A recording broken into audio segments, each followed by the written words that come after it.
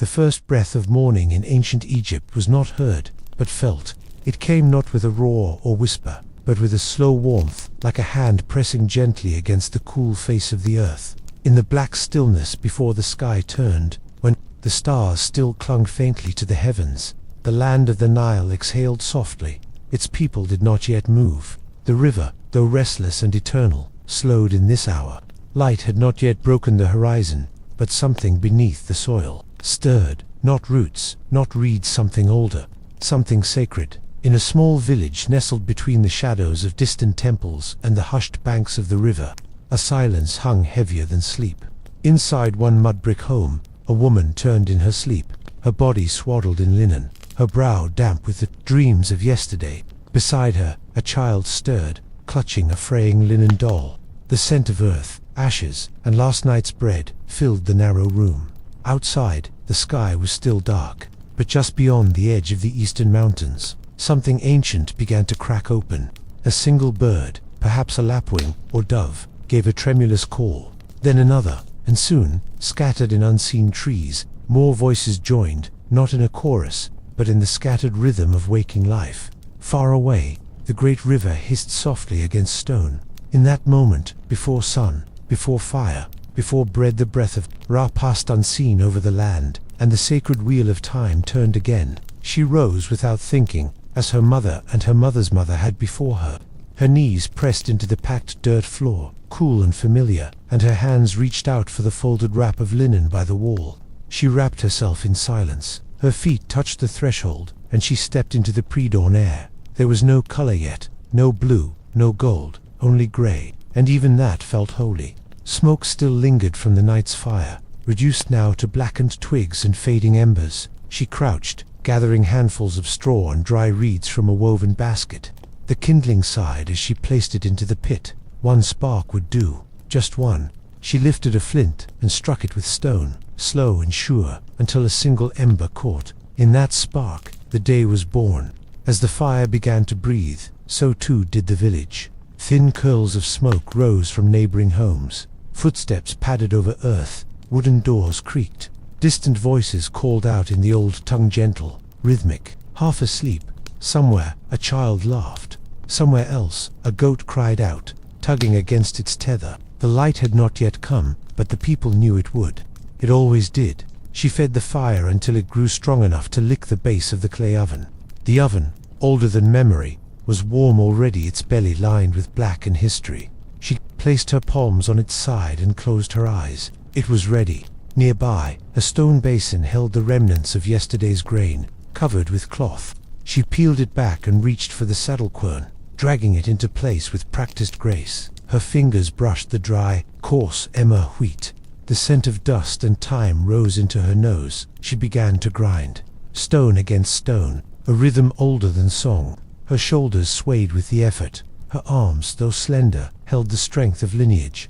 Each grain she crushed was a prayer, a promise, a thread in the tapestry of her people's hunger. Outside, the first streak of gold appeared across the far hills, thin, faint, like paint on wet stone, but it was enough.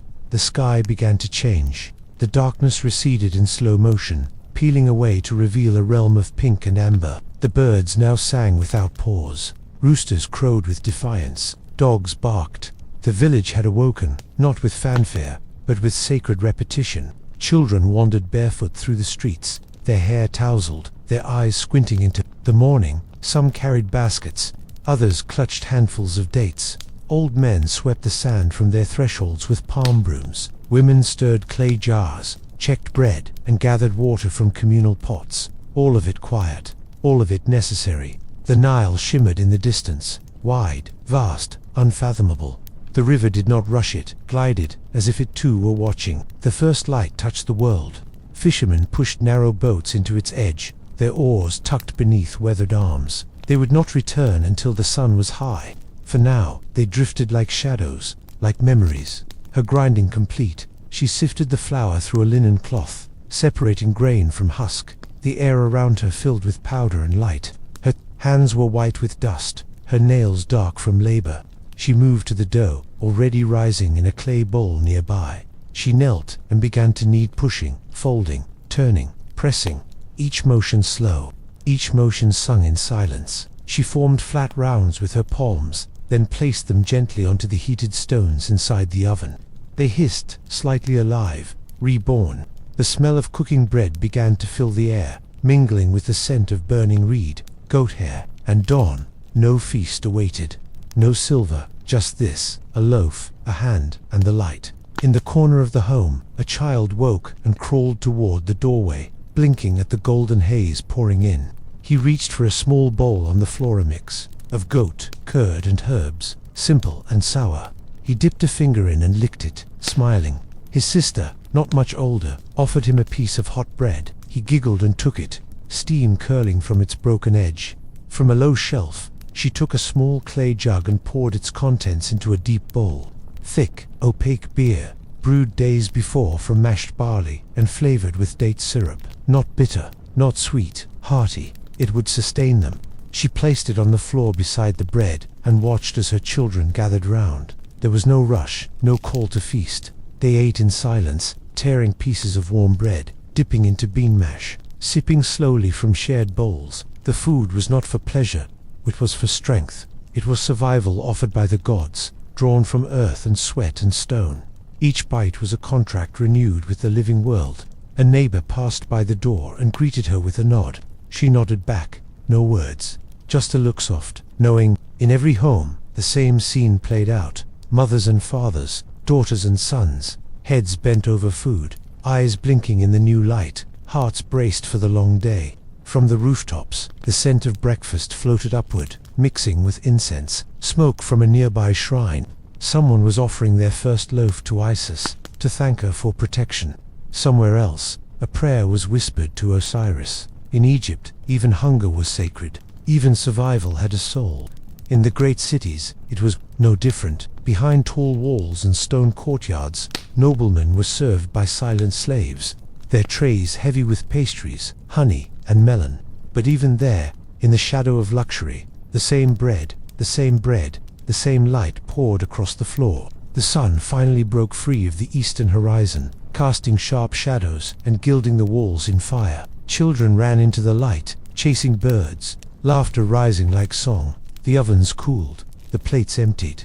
The day had begun, and as the first light of the Nile painted the sky gold, she sat back, her fingers still dusted with flour, her eyes squinting against the brilliance. Around her, life unfolded slow, sacred, sunbound. Breakfast in Egypt was not merely a meal.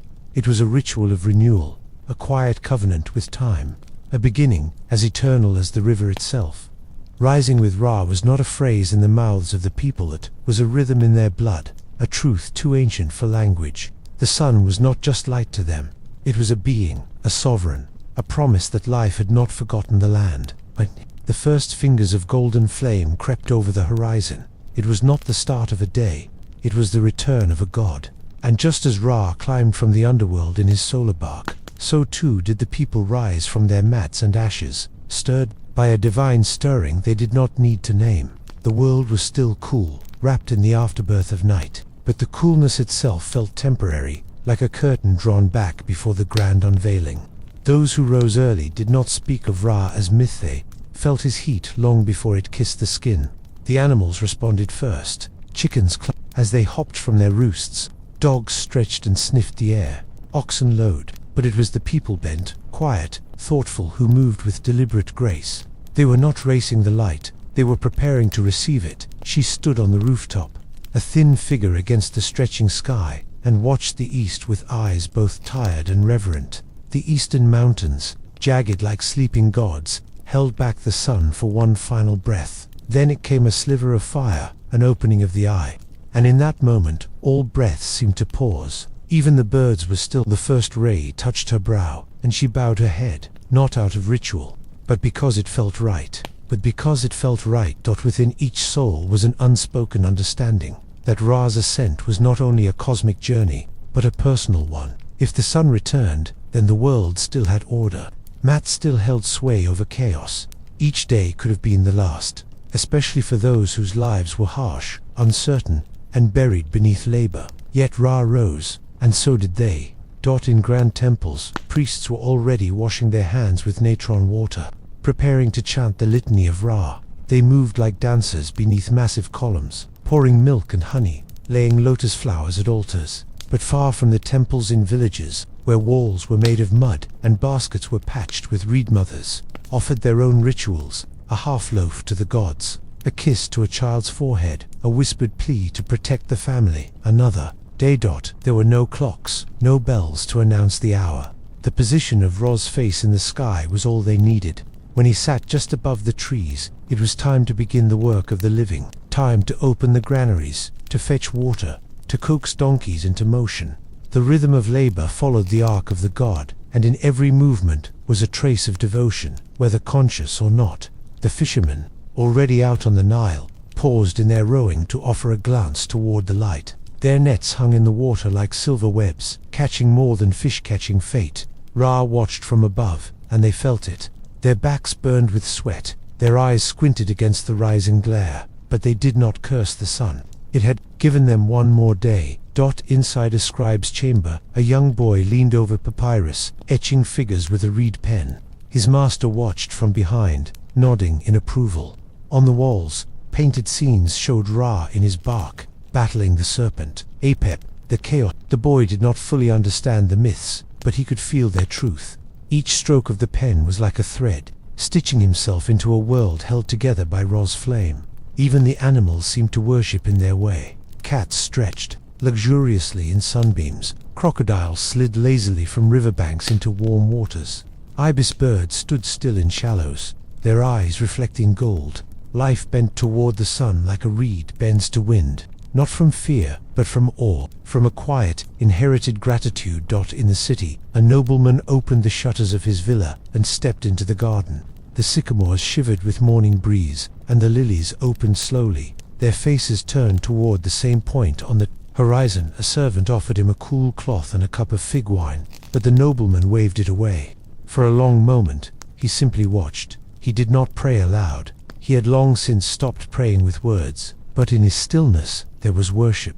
Back in the village, a father lifted his son onto his shoulders as they stepped outside. The boy squinted, reaching a hand toward the sun, giggling.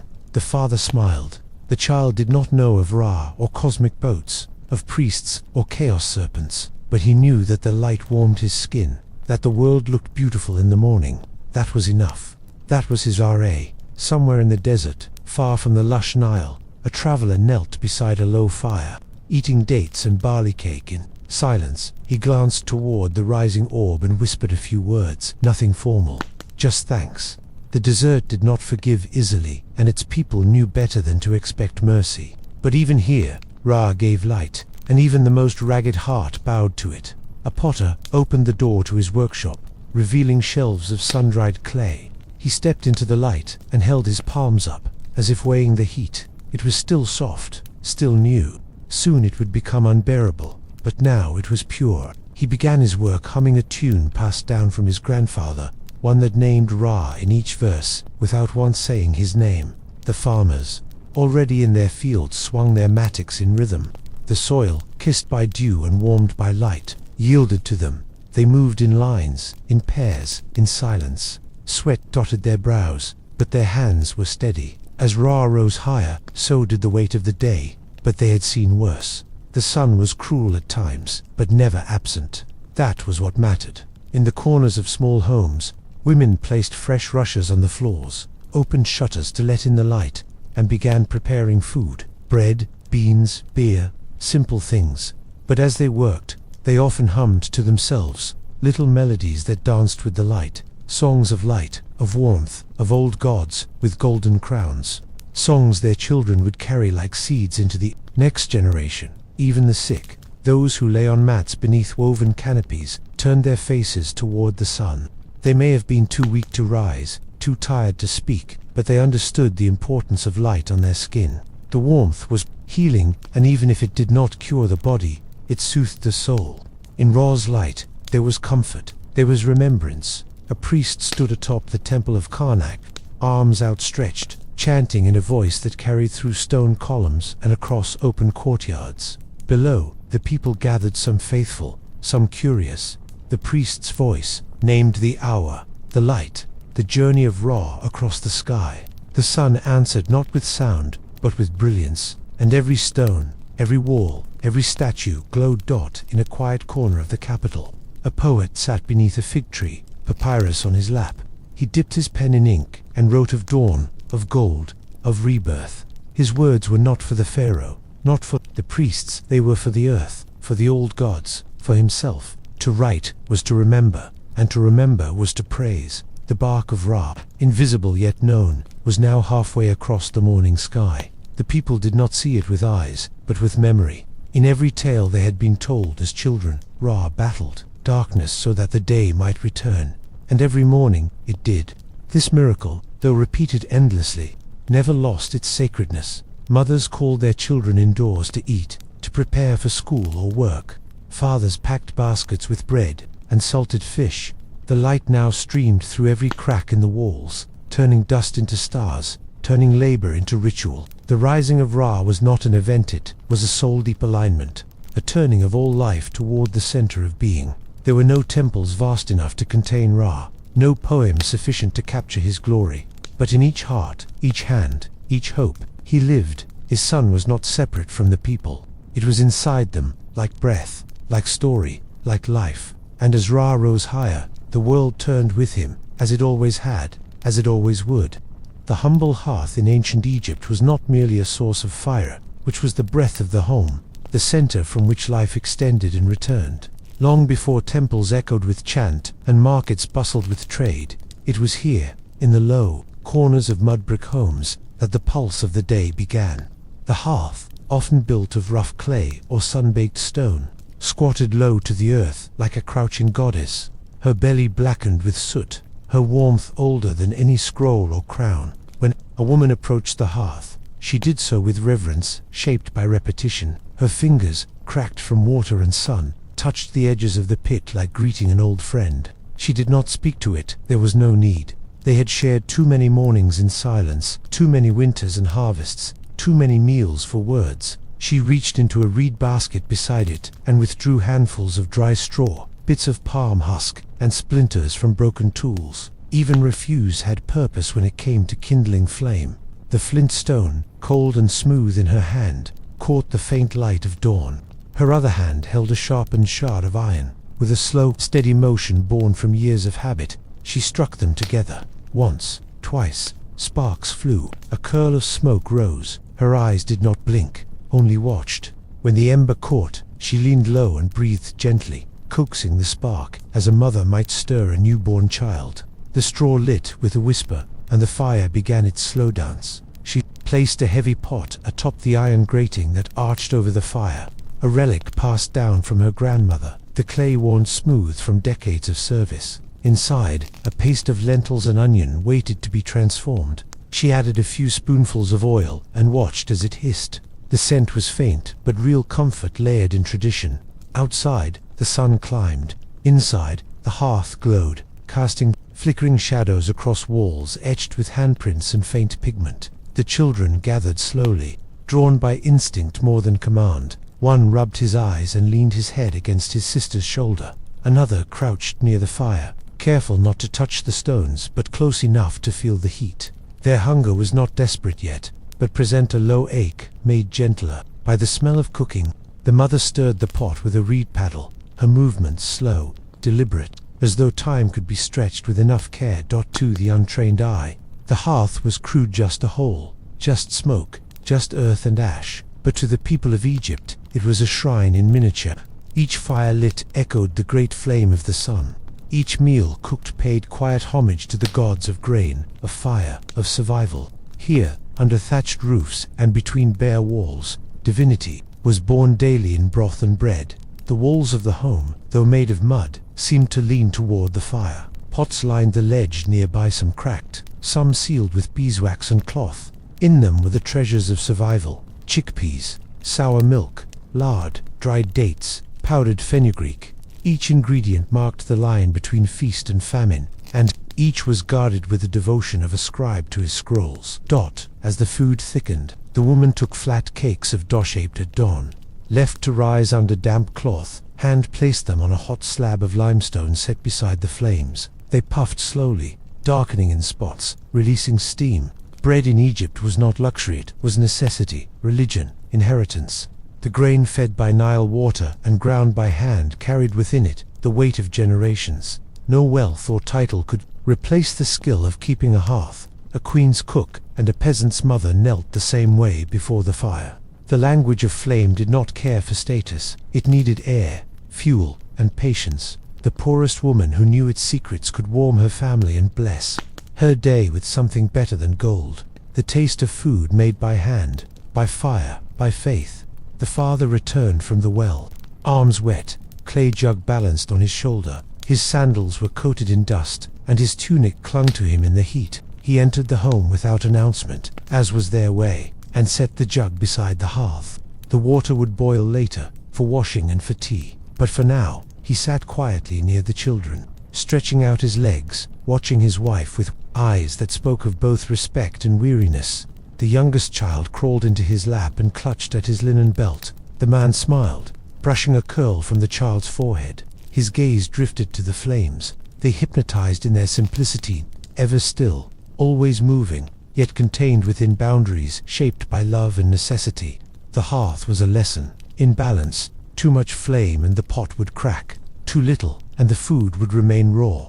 Like life, it required attention and rhythm. As the family gathered for breakfast, bowls were distributed, a different size, each with its own tiny chip or scar. Bread was torn, not cut, passed from hand to hand. The stew was ladled with care, thick and steaming, earthy in scent. No one spoke much. The silence was not cold, it was familial, worn in like an old song hummed beneath one's breath. The hearth's glow reflected in their eyes, a soft fire that lived behind the ribcage. Outside, smoke curled through the thatch and rose into the pale sky. It mixed with other smoke from neighbors, from bakers, from nearby farms. Together, they formed a scent that wrapped the village, a blanket of hunger and satisfaction intertwined. The humble hearth was not just a place, it was a pulse that connected one home to the next, one morning to the last, one life to the thousands before. After eating, the woman took the remaining bread and wrapped it in linen, tying it with rush cord. It would be carried to the field later, tucked beneath a clay water jar. The fire still burned, but quieter now. She added a few damp twigs to tame it, then swept ash from the stones with a handful of palm fronds. The ritual was ending, the temple of the morning closing until its next lighting. A neighbor passed by the door, offering a gourd of pickled radish as trade. The two women exchanged words, short, warm, familiar, and then the firekeeper returned to her space. The hearth had gone from glory to rest, the way a god might retreat behind clouds. It would wake again soon, perhaps for lunch, perhaps not until dusk. Either way, its place remained central, far away, in the halls of wealthier homes. Fires burned too, but they were tended by servants, by hired hands, by those whose names would never be remembered in the scrolls. The flames were the same, but the hands were different. Yet even those hands had learned from mothers before them, who knelt and fed the humble hearth with straw and silent songs. In time the ashes would cool, the embers turned to grey, but the memory of the flame would stay in the warmth of the home, in the fullness of bellies, in the breath of children still sticky with date paste. The hearth gave not only food, but stability, proof that life, though fragile, could be kind. The mother sat back on her heels and rubbed her wrists. Her fingers smelled of smoke and flour. Her face, though lined with time, bore a quiet pride. She had once again brought her family through the narrow door of mourning, and she had done so with nothing but grain, fire, and will. In her bones, she knew this would continue, until she was old, until the day she no longer rose with the light. And when that day came, someone else would take her place at the hearth, perhaps her daughter, perhaps her daughter-in-law, and the flame would still be lit. The fire, humble and eternal, would remember. It always did. Bread was not food. Bread was memory, body, law, and offering. In ancient Egypt, to speak of bread was to speak of civilization itself. Every morning, before hunger had the chance to name itself, hands were already shaping loaves. The scent of flour was a kind of inheritance. In each home, regardless of wealth or poverty, the act of baking was as routine and necessary as breathing. There was no day without dough, no family without the flame that gave it life. The grain used for bread, mostly emmer, wheat, or barley, was not merely harvested, it was summoned from the Nile's mercy. Months earlier, waters had flooded the land, leaving behind thick black silt, rich with promise. Seeds were sown into this wet earth, pressed gently by hand or foot. When the stalks rose, golden and brittle, they whispered of future loaves, of mouths yet to chew, of gods yet to be fed. These were not just crops, they were promises carried on stalks. Once harvested, the grain was dried and stored in clay round structures built to outlast seasons. The grain waited there like treasure, each kernel a tiny sun. On baking days, it was scooped out, weighed with bare hands, and carried home in woven red baskets. From there, it began its long transformation, to flour, then to dough, and finally to sustenance. Grinding the grain was a task as old as memory. Women knelt beside flat stones, shoulders hunched, arms practiced. The saddle quern made a dry, scraping rhythm stone upon stone, skin upon sand. It was work that bruised the knees and calloused the palms, but it could not be skipped. Each handful of flour that fell from the grinding stone was a reward for devotion. A hush whispered between effort and satisfaction. The flour was mixed with water from the clay, jug still cool from the morning well, and kneaded with both hands, until it grew elastic. Sometimes salt was added, sometimes crushed dates, fenugreek, or wild herbs. Often, nothing but flour and water and air. The dough was left to rise under damp cloths, nestled into the sunniest corner of the home. Even rising was sacred. The yeast, born from the air and time, was invisible yet divine. Bread took many forms. There were small round loaves shaped like the sun, flatbreads slapped quickly onto hot stones, and tall cone-shaped loaves used for temple offerings. Some were crusted with seeds, some were stuffed with figs or beans, some were burned by accident, and still eaten without complaint.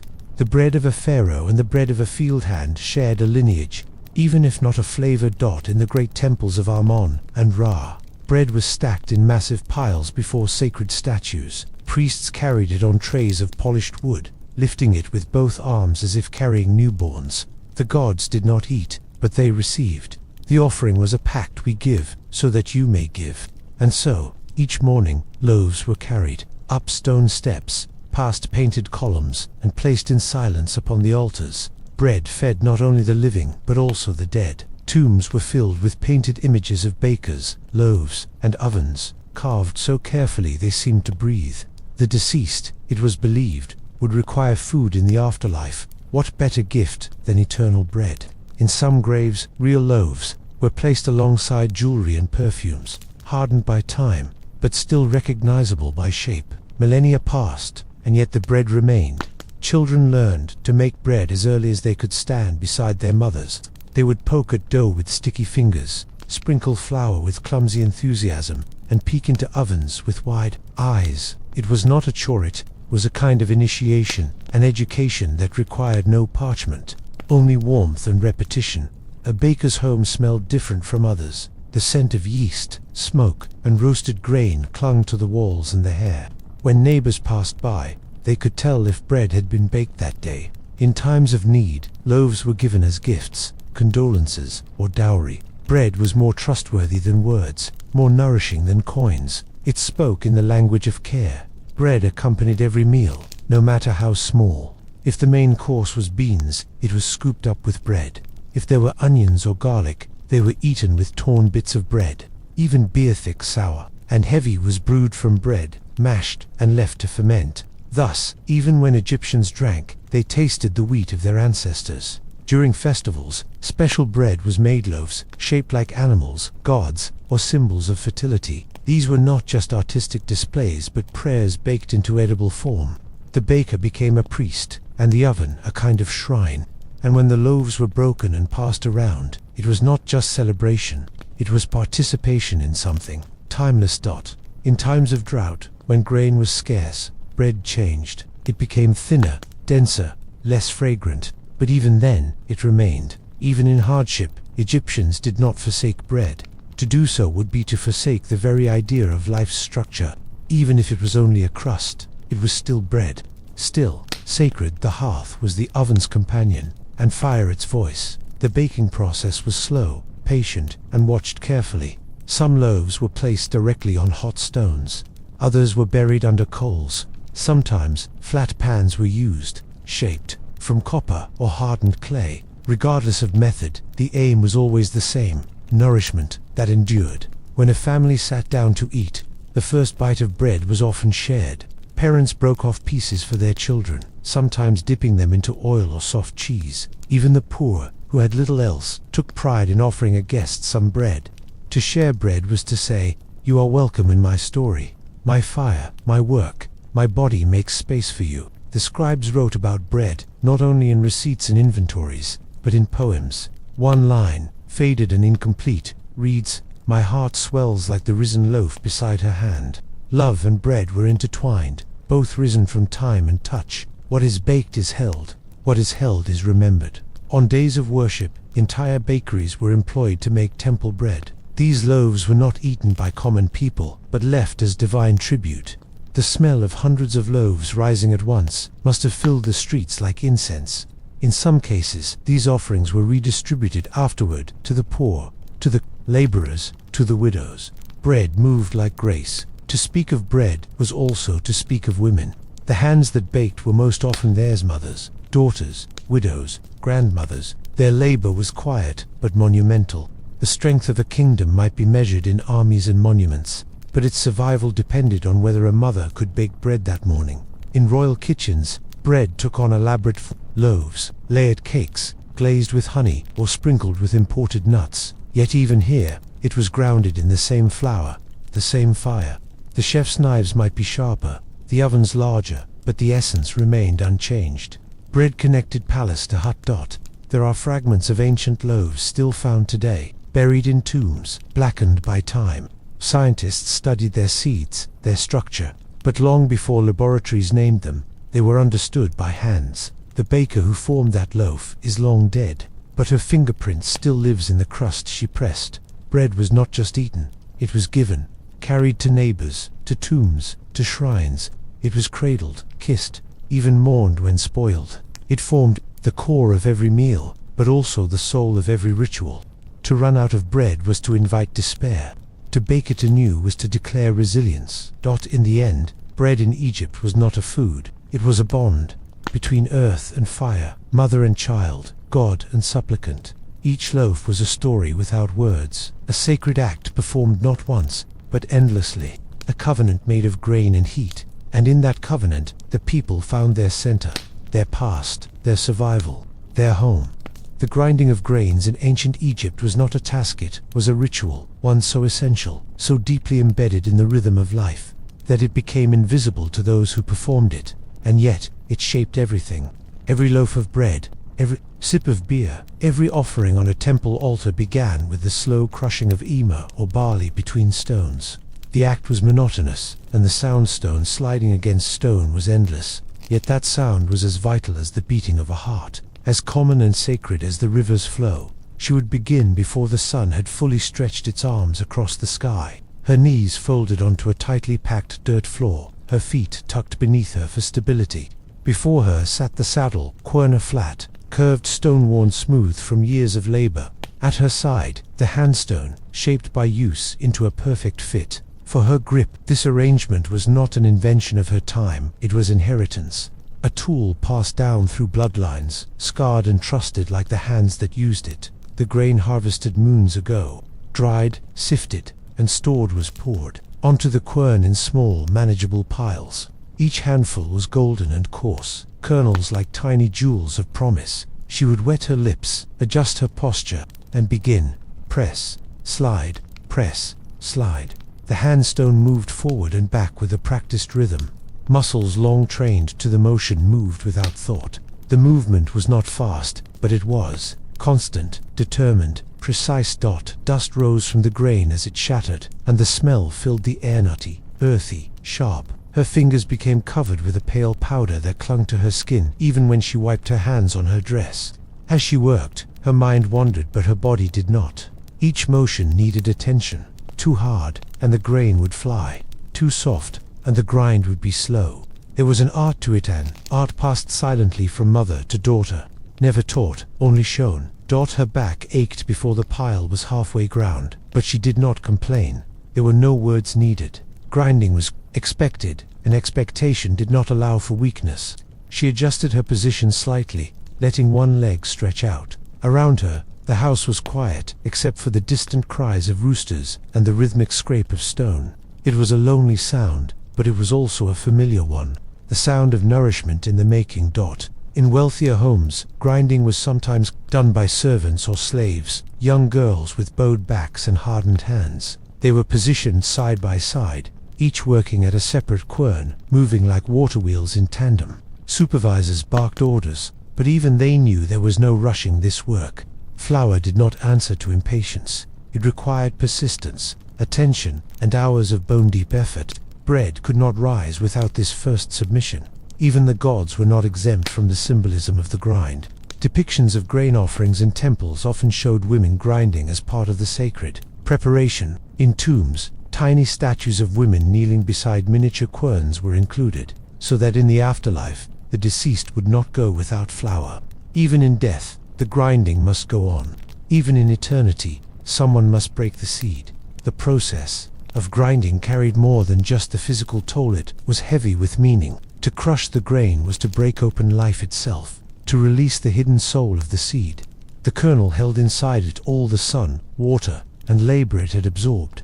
To grind it was to free that energy, to transform the potential into substance. It was an act of sacrifice, and one of transmutation. Sometimes, while grinding, she would hum, not loud songs, but low, humming melodies that matched the rhythm of her arms. Songs about harvest, about mothers, about wind and river. These songs did not need words. They were older than words, deeper than memory.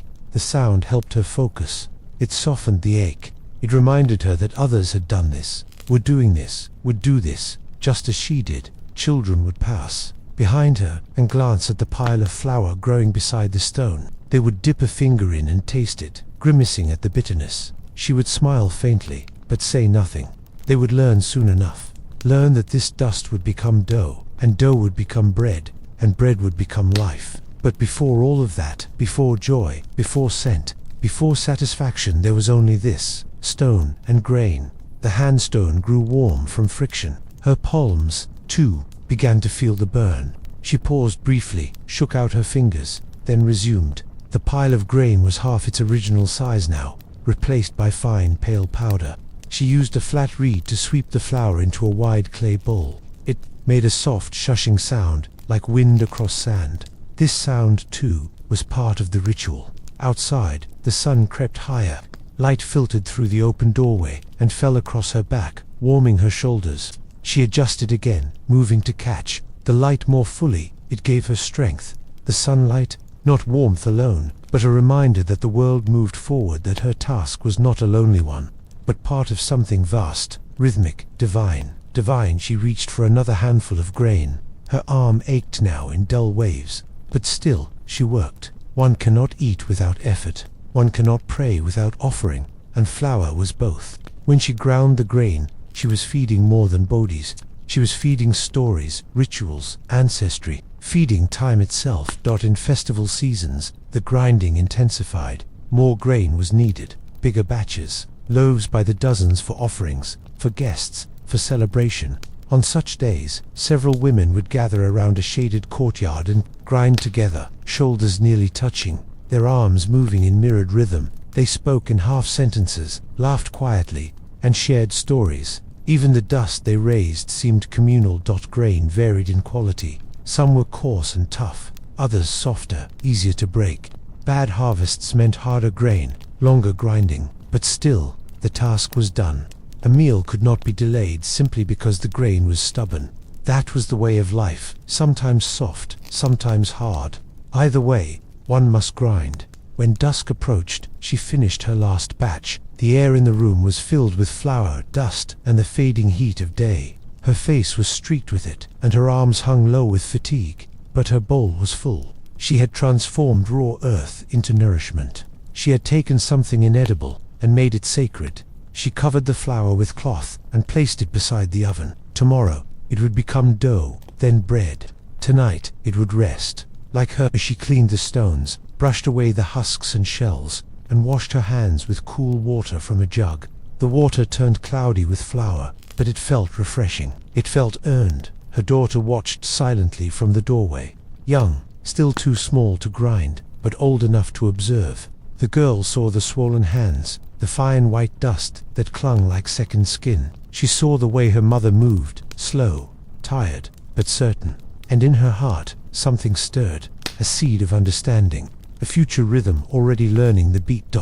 In the stillness that followed, the grinding stone sat quiet. Its surface now, cooled, the room held the silence of completion, a sacred hush that came only after work well done. And in that silence, the woman smiled, not wide, not boastful, but full. The day had been heavy, but her bowl was full. The grain had yielded, and she had endured. Grinding was not a task that earned praise. No one clapped. No one knelt in thanks. But without it, nothing else could begin. No bread, no offering, no prayer. The grind was the beginning of all things, the unspoken foundation of every sacred act. It was quiet, slow, heavy and holy. Baya, the morning drink, was not considered indulgence in ancient Egypt. It was sustenance, comfort, reward, and medicine all at once. In the cool haze of early morning, before the day's heat began to press against skin and soil, the clay jugs were already being unclogged. The smell that was earthy sour, faintly sweet, told of barley's slow fermentation, of time and heat transforming grain into drink. Beer was not the end of labor, it was what preceded it, accompanied it, and outlasted it. The earliest drink of the day was not water. Water, though drawn from the Nile or stored in heavy stone jars, was sometimes unreliable, sometimes brackish. Beer, though murky and thick, was safer and heartier. It filled the stomach when food was sparse, softened dry bread when teeth were tired, and sustained workers through heat and toil. Even children drank it, albeit in watered-down forms. It was not forbidden, it was expected. The process of making beer began much like bread. Barley and emmer wheat were first ground to a coarse flour. This was mixed into dough, shaped into small, pale loaves, and baked lightly, not to be eaten, but to be crumbled. These loaves were placed into large fermentation vats and broken down with water, sometimes flavored with dates or herbs. Wild yeast, ever present in the air, did the rest. The result was not clear, amber liquid. It was cloudy, viscous, alive. When a woman stirred the vat with her long wooden paddle, she listened. The bubbles told her it was fermenting properly. The hiss, the faint gurgle, the pop of fermentation were music to the ears of those who fed their homes from these pots. She would scoop up a sample, sniff it, taste it. A frown might mean to sour. A nod meant just right. Her intuition, not measurement, was the true recipe. In homes with no pots large enough, families would take their dough to the neighborhood brewer, who maintained great clay vats in sun-warmed courtyards. These brewers, usually women, were respected and trusted. They carried the knowledge of flavor, timing, and health. A spoiled batch meant wasted grain, but more dangerously, it meant potential sickness. So the brewer worked with careful reverence. The finished beer was thick, more porridge than liquid, and often sipped through long straws made from hollow reeds to avoid the sediment. It was poured into jugs and sealed with waxed linen, or reeds twisted into tight stoppers. These jugs stood in corners of homes like quiet companions, their bellies cooling in the shade, waiting for thirst or hunger or fatigue to call upon them. For laborers, beer was given as part of their pay. Those who built temples and monuments were often compensated not just with grain, but with jars of beer. At midday, when the sun punished the earth with its high flame, men would sit in the shade of scaffolding and pass jugs between them. Each sip was thick with warmth and work, and the knowledge that they would rise and work again. In temples, beer held spiritual value. Offerings to Osiris, Hathor, and other deities often included beer, sometimes dyed red to symbolize blood or joy.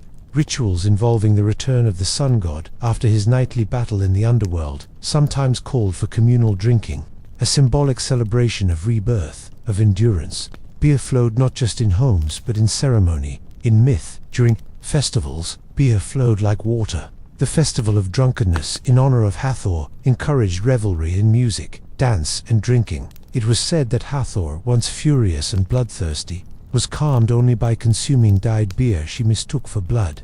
That myth lived on in every clay mug raised in her name, in every loud laugh that echoed across temple walls. Even in mourning, beer played its part. After funerals, the bereaved would share bread and beer with neighbors, not to forget sorrow, but to mark survival.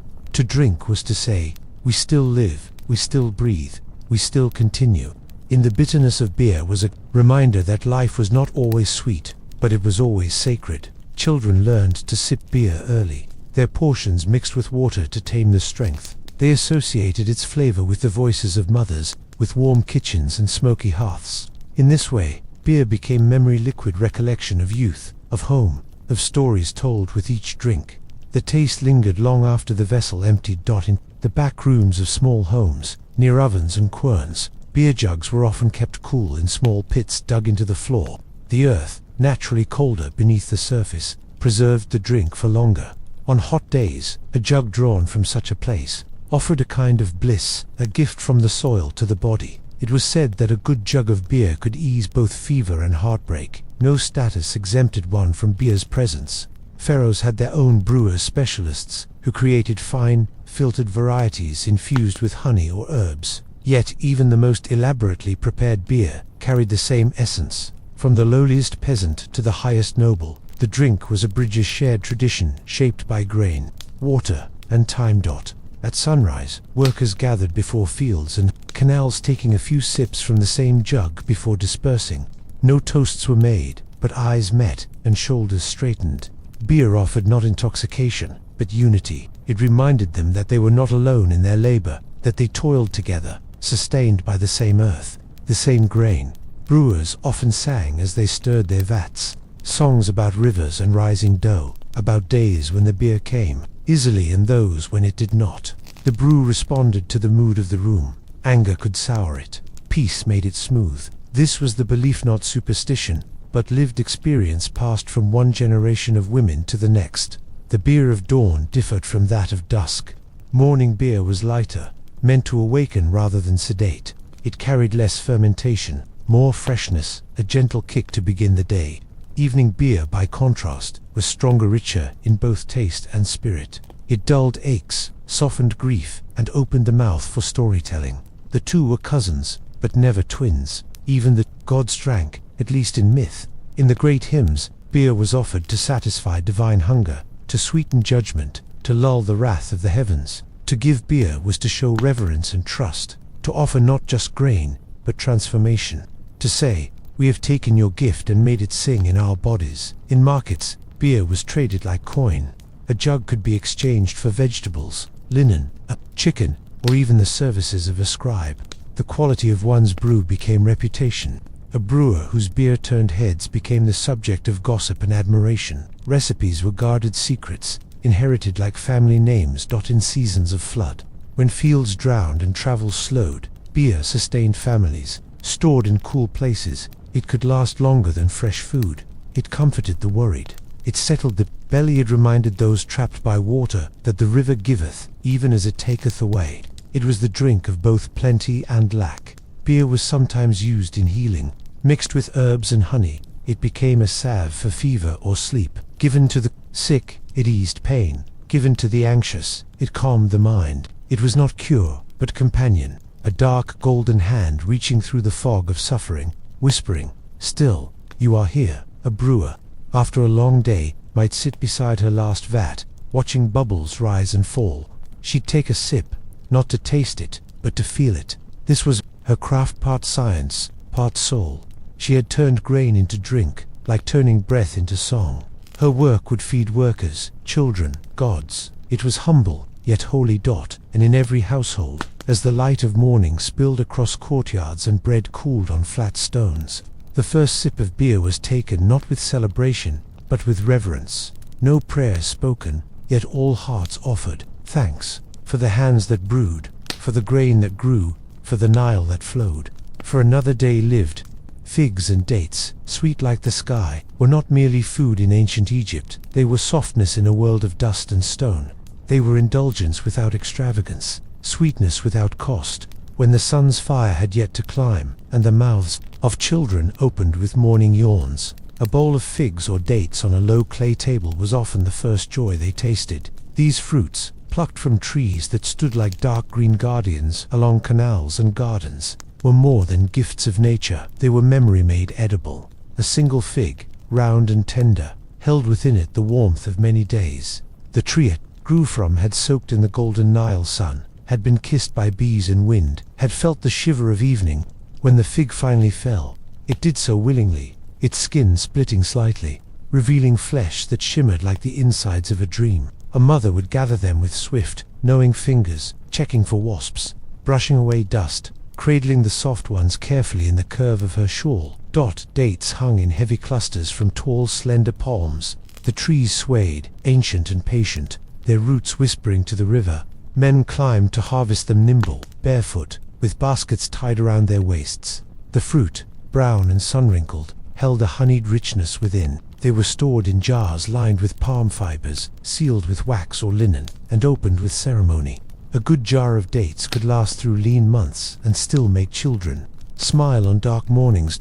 There was a quiet pride in offering fruit. While bread was expected, and beer was necessity, figs and dates were generosity. When guests visited, a small bowl of them would be placed on the mat. No announcement, no boast, just a quiet gesture that said, "You are welcome, you are honored, you are remembered."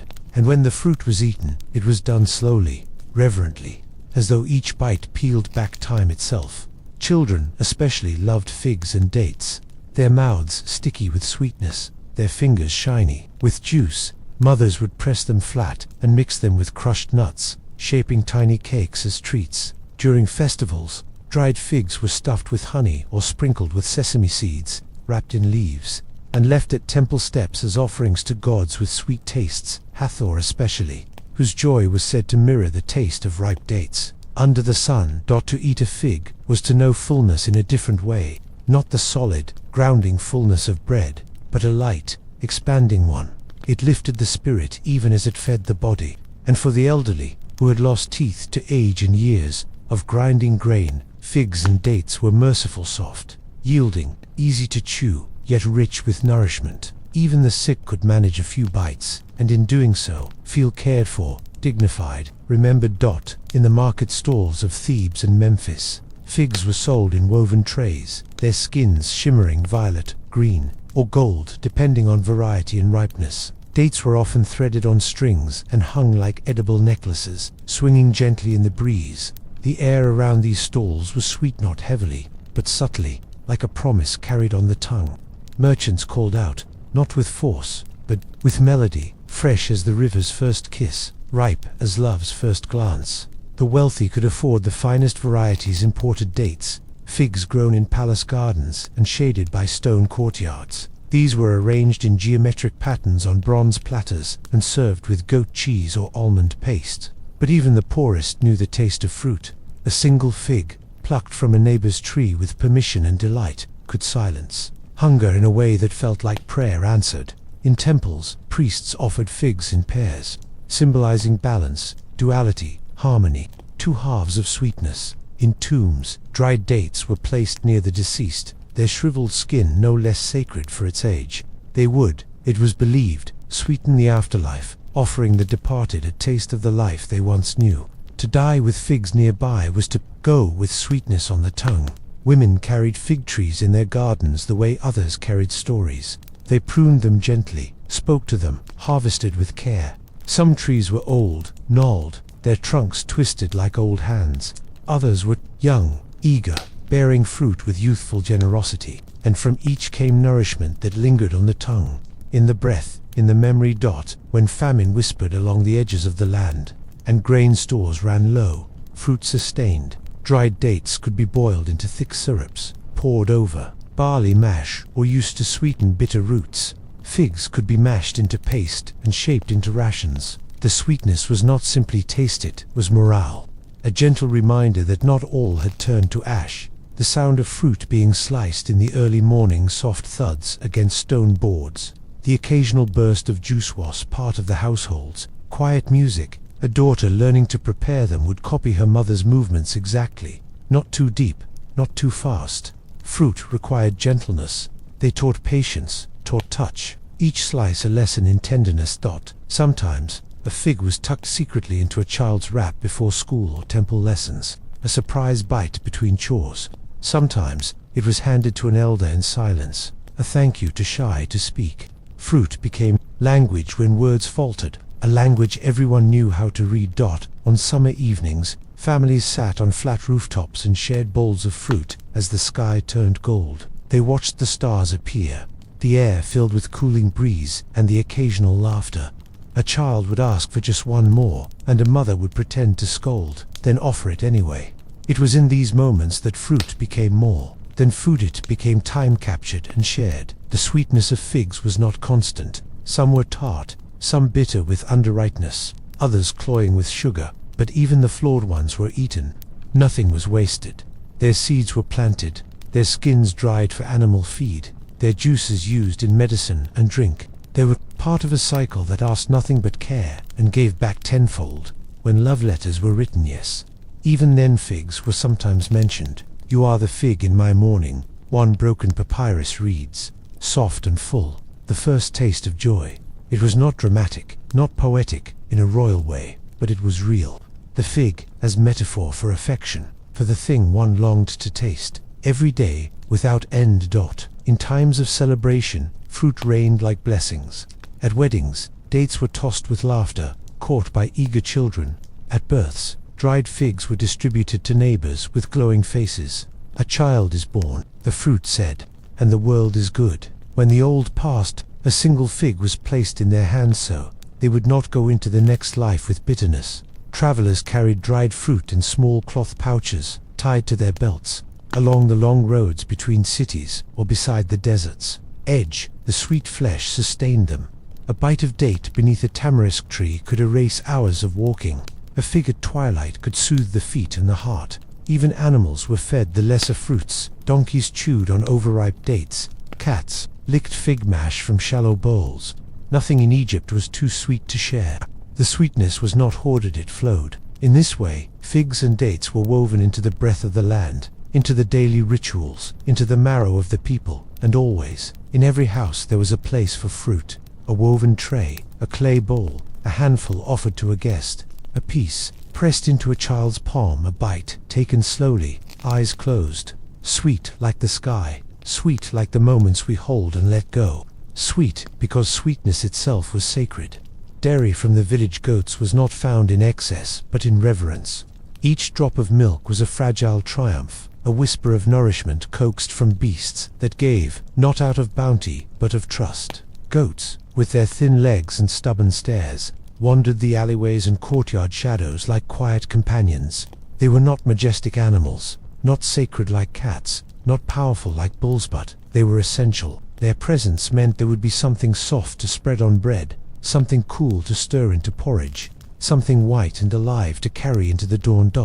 At first light, the village stirred, and so did the goats. The air was still dewy, and the clay walls of the homes were cool to the touch. A young boy or girl, barefoot, blinking away sleep, would untie the goats from their night post. One by one, they were led to a shaded corner or stone bench, and the work began. Hands, small but certain, squeezed rhythmically, gently, into shallow clay bowls. The milk did not gush. It flowed in slow, reluctant streams, warmed by the goat's belly and the child's patience. The mother would sometimes kneel beside her child, correcting the angle of the bowl, murmuring encouragement. This was not just a chore, it was continuity. The milk gathered was strained through cloth, poured into ceramic jars with wide mouths. It was then left in the corner of the kitchen to cool, shaded by palm leaves, protected from dust and insects by layered linen. There was no rush. Milk demanded stillness, demanded time. Some of it would be used immediately, poured over warm bread, or added to crushed lentils. Some would be left to sour, thickening into curds with the heat of the day. The temps of fresh cheese was known to every home, its scent strong but familiar. A pinch of salt, sometimes garlic, sometimes mint, turned it into a meal, eaten with figs or folded into warm flatbread. It was both peasant food and something near divine.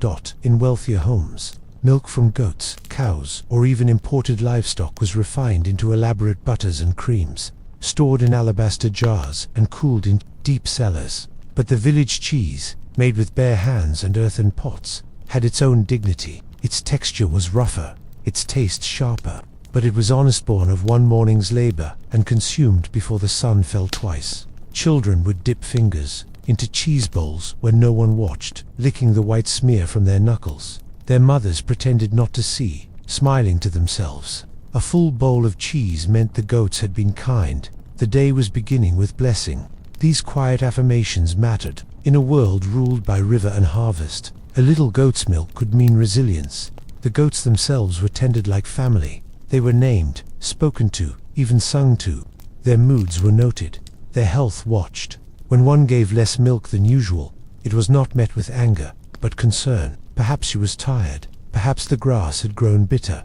The village understood that goats were not tools, but cohabitants. They gave, and so they were kept safe, brushed, and protected from jackals and disease. Curdling milk was a kind of magic. The transformation from liquid to solidity, from sweet to sour, from mild to pungent, felt alchemical. Women stirred pots with wooden paddles and tested the texture with their fingers. The curds were scooped, pressed, and wrapped in cloth. Weights were placed on topstones, bricks. Whatever was close, time did the rest. And in a few hours, or a day, soft cheese emerged. This cheese was not uniform. No two batches were ever the same. Sometimes saltier, sometimes creamier. Its irregularity was part of its character, like the lines on a palm or the knot of a tree. It was never was too precious. What was made in the home stayed in the home, or passed only to friends and neighbors with whom one shared fire and memory.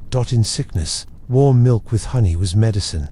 In exhaustion, cheese with dates brought life back to the bones. For women who had just given birth, for elders who had lost appetite, for children thin from growth, dairy was not just sustenance, but healing. The body responded to its softness, to its richness, as though recognizing something ancient and necessary. The morning meal often included a small bowl of cheese, a hunk of bread, and maybe a fruit.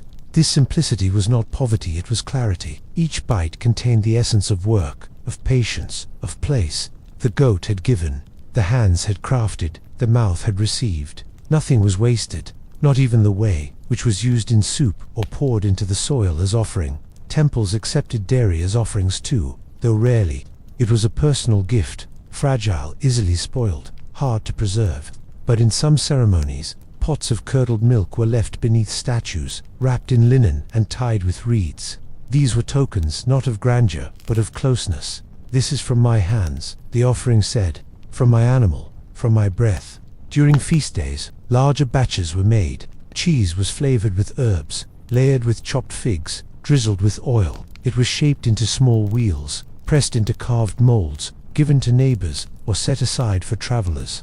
It became gift and celebration, a softness among the spices and stews. Even in festival, dairy kept its humility. It did not shout. It nourished. The smell of souring milk was part of the village air, not offensive, but grounding. It told you someone was preparing. Someone was transforming the present into future meals. In the heat, the jars were watched closely. Too long, and the milk spoiled. Too little time, and it remained too loose. Every household had its own sense of when to stop, when to pour, when to rest. Dairy was also a mark of the seasons. When goats birthed kids, the milk was abundant. There were weeks when everyone had more than they needed, and even the poorest ate like kings. And then there were leaner times, when milk came thin and bitter. These ebbs and flows were accepted. No one cursed. The goat was nature's messenger, not its master. In the cool months, cheese could be stored longer, pressed and wrapped, kept in baskets slung from rafters. It became part of the winter larder. In warmer months, it was eaten fresh, soft and tangy. The taste of a season was in every bite. The tongue knew what month it was by how the cheese pulled apart, by how the milk sat on the lips. Goat herds, usually boys or older men, led the animals out at midday to graze along the edges of the canals, where weeds and grass grew thick. They carried slings and staffs, shouted at vultures, and gathered dung for fuel on the walk home. Their return at dusk meant the next morning's milk. The cycle repeated, predictable, sacred, slow. Sometimes, an elder would sit with a bowl of cheese and tell stories. Between each bite, a pause, a sip of beer, a memory shared. When I was a boy, my mother gave me cheese like this. The food was a bridge between now and then, between generations. It was not just taste, it was testimony. There were superstitions too. A pot of milk spilled before sunrise was bad luck. Cheese that curdled too fast meant a storm was coming. A goat that refused to be milked might have seen a ghost. These were not believed in fear, but in respect. The mysteries of nature, of body, of life, all wrapped into the vessel of Derry. Even in dreams, Derry appeared. In some fragments of papyrus, visions of white rivers and bowls of soft cheese were omens of health and fertility. The white color was purity, renewal, peace. It was the moon in edible form, the night's light made chewable. A dream of cheese was a good dream, and always, every morning, someone knelt beside a goat and began the work. Hands pressed, milk flowed. A child stirred curds. A mother hummed while straining whey. And in homes across the villages, the day began again with softness, with effort, with white nourishment from the humble animals that walked beside them. Onions and garlic, the peasant's power, the silent strength within the folds of morning. Their smell traveled before the sun, creeping from courtyard kitchens and roadside hearths, stirring the air with pungent life. To the highborn they may have seemed coarse and refined, to biting for silver platters, but to those who labored in the dust, who bent their backs in fields and quarries, they were armored, cheap, abundant, and eternal. They fed the soul in ways that bread and beer could not. The first slice was always sharp. A woman would peel the papery skin from a garlic bulb, its husks fluttering like brittle wings. Beneath the surface, each clove gleamed small, gnarled teeth, packed with fire. Onions sat nearby, fat and firm, their layers hidden beneath golden skins. When the knife struck their flesh, the scent that spilled forth was immediate, demanding. It filled eyes with tears and stomachs with anticipation. This was not gentleness. This was awakening. Onions were grown everywhere, in rows along irrigation ditches, in clay planters near temples, in rooftop gardens tended by careful hands. Their growth was steady, their yield generous. They required little and gave much, which made them beloved by those who had little to offer in return. Garlic, on the other hand, was more discreet, often grown in smaller patches. It had to be watched, tended, coaxed into fattening underground. But when it came with vengeance. Morning meals often began with these two: crushed garlic mixed with soft cheese, spread on warm flatbread, sliced onions stewed in a little oil, flavored with salt, spooned over lentils. For those who could not afford meat, this was strength. For those too tired to lift another sack of bricks or swing another hoe, it was medicine. There was no ceremony in their preparation, only rhythm. Peel, crush, stir, taste. The poor carried their scent on their skin. It seeped into fabric, into hair, into laughter. In the markets, you could tell a worker from a priest by the breath alone, but no one was ashamed. Onions and garlic were not masked. They were worn proudly, their sting a declaration of resilience. If your mouth burned, you were ready for the day. If your tears fell as you chopped, you were awake in body and spirit. Even the gods were fed them, while elite offerings to the divine featured sweet cakes and wine. It was not uncommon for workers to place a clove of garlic beside an idol, or slip an onion into a basket of grain offerings. These humble gifts carried sincerity. The gods, they believed, did not always crave opulence. Sometimes they craved truth, and nothing was truer than garlic. In tombs of lesser nobles and commoners, archaeologists found dried onions carefully placed near the head of the deceased, a sign of protection, a final breath of strength to carry into the afterlife. The onion was not glamorous, but it was enduring. It lasted, even in death. It did not spoil easily. It did not whimper in the face of time. It remained. Children often learned their first lessons in taste through garlic. A bit too much in the morning stew, and they would cry out, their tongues ablaze. Mothers would laugh, adding a drop of milk to soften the blow, explaining gently, it is strong, like the sun. That strength was not avoided, was respected. You learned to love it, to let it teach you. Laborers swore by garlic. It kept their bellies steady, their joints limber, their blood warm. Before a day of hauling stone or digging irrigation channels, men would chew raw cloves, faces scrunching at the burn. It was like swallowing fire, but better fire than fatigue. Some even believed it warded off illness and evil, that its stink was a shield, its bitterness a charm. Onions, when fried, turned golden and sweet. A pot of lentils without fried onion was considered hollow and finished. A meal might lack meat, but it could not lack onions. They were the voice in the silence of poverty, the music in the monotony of grain and pulse. When onions cooked, they released something deeper than flavor. They released memory. There were stories passed down, whispered in kitchens, about a time when Egypt went to war and the soldiers carried nothing but onions in their satchels, that these bulbs gave courage, sharpened eyes, made feet faster. It was not history, it was belief. And belief, in Egypt, shaped reality. If onions made you brave, then bravery was chopped and simmered every morning. Women sometimes rubbed garlic on walls, on thresholds, not for taste, but protection. They said it kept away sickness, jealousy, spirits that traveled through open doors. A smear of crushed garlic was like a whisper of warning. Do not enter unless you come with peace. Even if it did nothing, it made the heart feel safer, and that, in itself, was medicine. Fishermen carried onions with them on long journeys, wrapped in cloth, tucked into nets, easy to eat, easy to store, filling in ways that fruit or beer could not match. A single onion and a bit of bread could keep a man rowing through tide and dusk. Garlic helped with cuts and wounds. Crushed into a paste, it was pressed against skin. Stinging, yes, but healing followed. No banquet featured them prominently, but no real home was without them. The wealthy ignored their power. The poor understood it intimately. In the kitchens of mud brick homes, onions and garlic did not wait to be asked. They arrived, they acted, they stayed. Their absence was noticed more than their presence. A meal without them was not a meal at all. During funerals, a piece of garlic might be placed near the tongue of the deceased to help them speak in the afterlife. An onion ring might be laid on their chest to protect the breath. It wasn't tradition written in scrolls, but memory written in practice, done because someone once did it, because it felt right. The hands that chopped garlic were often scarred, hardened by years of grinding and slicing, but they were steady. They moved with a rhythm born from thousands of mornings. Slice, stir, wipe eyes, stir again. There was no romance in it, but there was ritual. In a world that changed with flood and famine, garlic was a constant. Sometimes people chewed garlic before court appearances or disputes, believing it would lend their voice more power, their words more weight. The tongue coated in burn would not lie. The breath, sharp with truth, could not be ignored. Whether it worked or not didn't matter. It gave confidence, and confidence could change fate. In drought years, when meat vanished from the markets and oil grew thin, onions and garlic remained. They grew in poor soil, drank little water.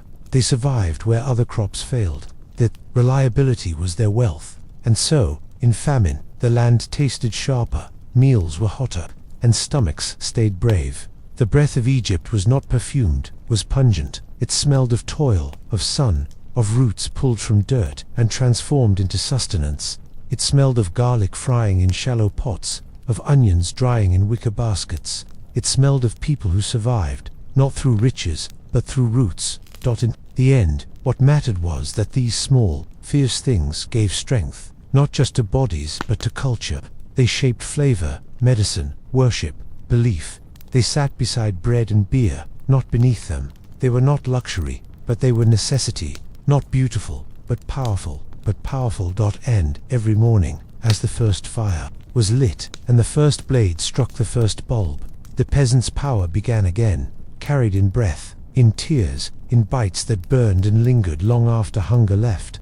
Honey and the golden treat, this was sweetness from the gods, warmth preserved in comb and jar, harvested from the air and wildflowers of the Nile. It was more than food.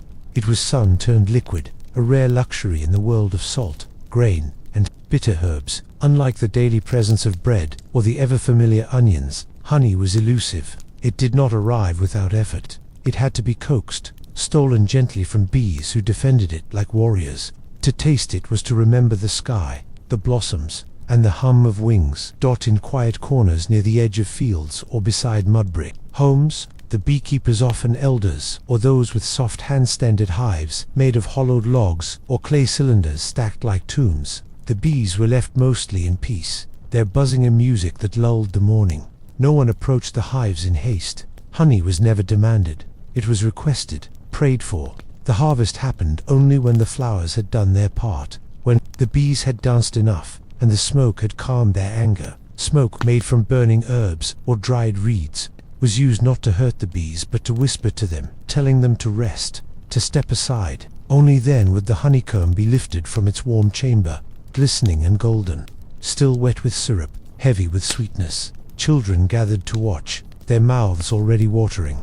The comb was broken by hand, and the thick amber nectar dripped into clay bowls. It moved slowly, like lava, rich and fragrant. Most families could not afford honey regularly. It was rare, precious, and usually given in spoonfuls rather than scoops. But when it did appear, perhaps bought in the market, gifted by a neighbor, or harvested from a relative's hive, it was treated with reverence. A drop was enough to sweeten a pot of barley. A smear was enough to flavor an entire meal. No one wasted it. Even the leftover combs were chewed until dry. Honey was not just food, it was medicine. Mothers mixed it with crushed herbs to soothe coughs, rubbed it on wounds to ward off infection, stirred it into warm milk to calm a sleepless child. Its sweetness had the taste of comfort, of healing. Its color reminded people of Ra's golden journey across the sky. To consume it was, in a quiet way, to ingest light. Priests used honey in temple offerings. Statues of gods were anointed with it, mixed with fine oils and scented resins. Cakes for the divine, small, round, and soft, were often brushed with honey before being left at the altar. It was said that even the gods, in their great and distant forms, paused for the sweetness of bees. And why wouldn't they? Honey required no fire, no grinding.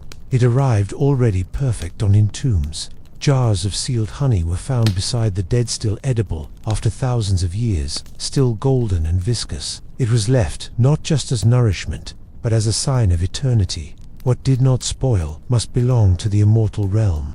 If bread rotted and wine soured, but honey endured, then surely it carried a piece of the divine. The dead would eat of it and remember life's fleeting sweetness. Children, when lucky, were given honey on their birthdays or during feasts. A barley cake with honey drizzled over it became a treasure. The joy was not only in taste, but in surprise. Sweetness was not expected, and so it thrilled. A boy might share his piece with a sister. A girl might lick her fingers in silence. There were no words for such a moment, only smiles, sticky hands, and humming satisfaction. Sometimes dates were stuffed with small spoonfuls of honey and offered to guests. This gesture meant respect, affection, peace. I give you the best I have, it said.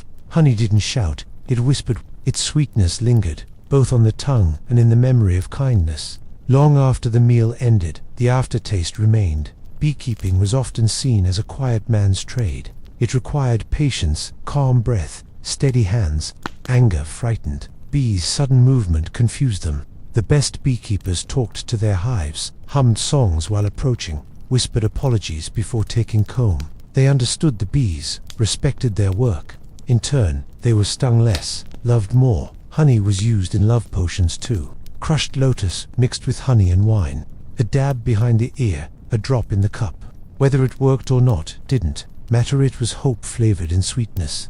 Lovers believed it made their words smoother, their presence more radiant, and even if it didn't change fate, it softened a kiss. During religious festivals, children dressed in garlands and carried small trays of honeyed bread to the temple steps. Elders watched them with quiet eyes, remembering their own youth, their own first taste of sweetness.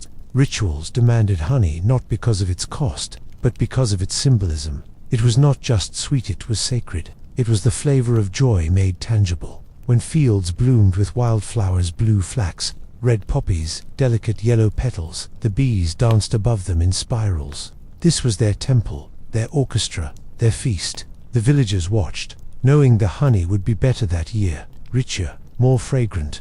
The color of the flowers could sometimes be tasted in the honey. Spring tasted one way, summer another. On rare mornings, a mother might stir honey into porridge before sending her child to school or temple. The child, feeling special, walked taller. A day that began with honey was bound to be blessed. The warmth of it, the golden streak across the spoon, felt like a gift, not just from parent, but from the land itself. A kindness from the earth, passed hand to mouth. Honey also served as preservation. Meat and fruit sealed in honey could last longer, remain protected from rot and decay. It wrapped around food like armor. To store something in honey was to say, this matters, this must survive, and often it did. Even in months of hunger, that jar in the back of the house held life. The jars themselves were marked with care. Some bore the seal of the beekeeper, a small etching of a bee or flower. Others were left plain, humble. They were kept on high shelves or buried halfway in the cool ground. Their weight was heavy, not because of stone or clay, but because of worth. A single jar could be traded for cloth, tools, or days of labor. Even thieves respected honey. It was said that if a man stole a jar of honey, he must offer it to the gods before tasting it, or misfortune would follow. Bees, after all, were sacred.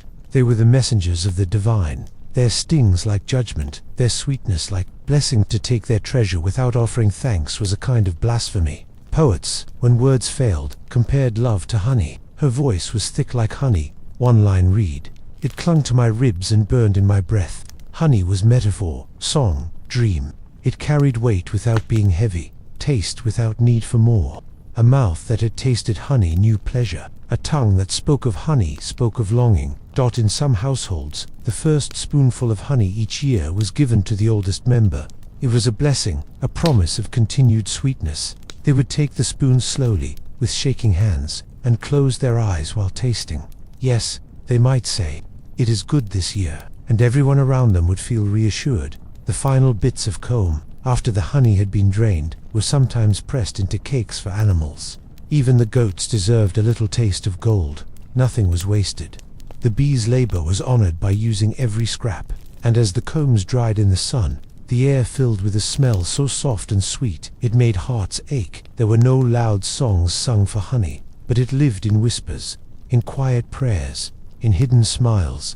It reminded Egypt that beneath the hard soil and blazing sun, there was tenderness, that even among bitterness, sweetness waited patiently. And so, when the clay jar was opened and the spoon dipped in, the golden treat flowed slowly, with purpose, into porridge, into bread, into silence, and everything it touched, it changed.